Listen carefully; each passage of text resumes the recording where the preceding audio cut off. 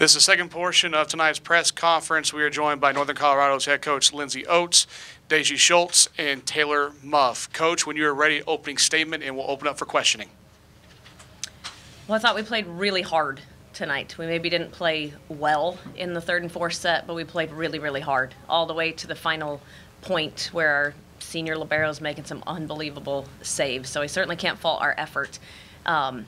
We didn't play better longer, and so we were able to find a good level in the first two sets and just couldn't sustain it. And we got caught in the same rotation, our rotation 6 in the third and fourth set with a big run and just couldn't get out of it. Floor is open for questions.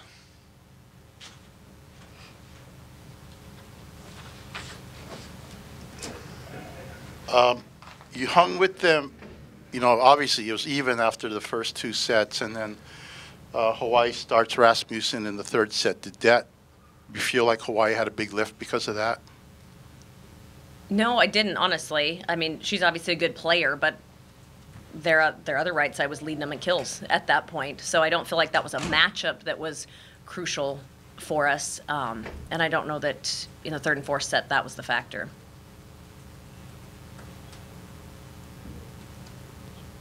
Coach, what swung things in your mind? At what point?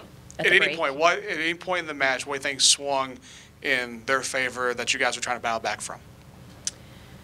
It really was just our rotation 6, that was the run in both of those sets that got out of hand. And so we just didn't have enough offense in that rotation with only 2 hitters to get out of those rotations. Can you talk about Taylor's performance? She had a good night on the offensive side. What did you see from her tonight? A little bit of reckless abandon, and that's what we needed from her all season. So she was just swinging for high hands, chopping at the block. I thought Daisy set her a good tempo ball, and once we found that middle of the second set, she was really able to see the block well and attack the block. Taylor, you just heard positive words from your coach. What were you seeing tonight that made a difference for you to have such a productive night? Honestly, when Daisy went down in the first set with the rolled ankle, it kind of put me in a position to kind of take the balls that she gave me with reckless abandon, like Lyndsey said. It kind of lit a fire, which was good for me to have, and just kind of to play for days. Daisy, your teammate just mentioned kind of going down. Like, how did you battle back, and like, how did things in your mind try to get you guys in the right track to try and make a comeback? I think just knowing, like, it could be our last game and putting it all out on the floor, especially for our senior libero and for the rest of our teammates, just because we worked so hard all season to get here. And I think that was the key. Coach, can you speak to the role tonight in your mind that the blocking played? I think UH was 13-3 in their favor, maybe at some pivotal points in the match as well. They're a good blocking team, but quite honestly, those are pretty normal stats for us. We were last in the conference in blocks in the Big Sky, so that 3 isn't uncommon for us. We need to be a dig and transition team, and we take big swings. And so those type of stats didn't bother me because we're pretty used to that. We can usually side out. Our side out numbers were more of a concern than the blocking gap. Coach, even though tonight did not go your guys' way, how significant was this season for the program to make the NCAA tournament?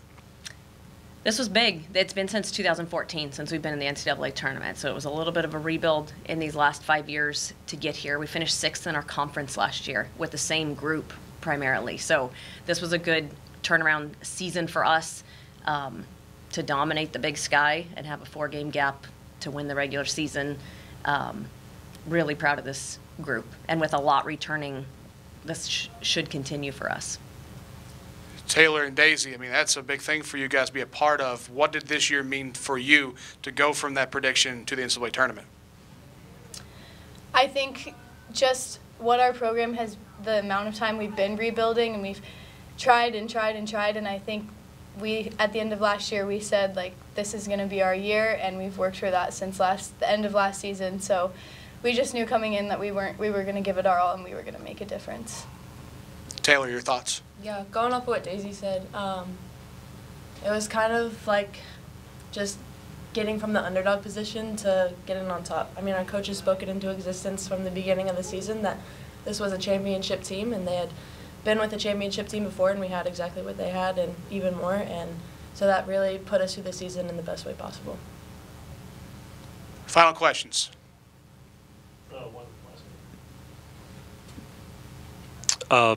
Coach, in your mind, did Hawaii do anything tonight that surprised you? I don't think there were any surprises, but there's certainly some things that we saw in Scout that were going to be unique. We haven't seen a jump top spin in our conference. We haven't seen that since preseason. They're a little more balanced than probably what we've seen in our conference, where we have 1 or 2 hitters on the other side of the net that can bring a big swing. They're going to have 6 hitters bringing it. So we weren't able to commit block, and we're typically a commit blocking team. So there's some things that we had to prepare for that we're not used to, but I think once we started the match, there weren't any surprises. And that'll do this portion of the press conference. Guys, congratulations on making the tournament. Thank you for tonight. Thank you. Thank you. Thank you. Thank you.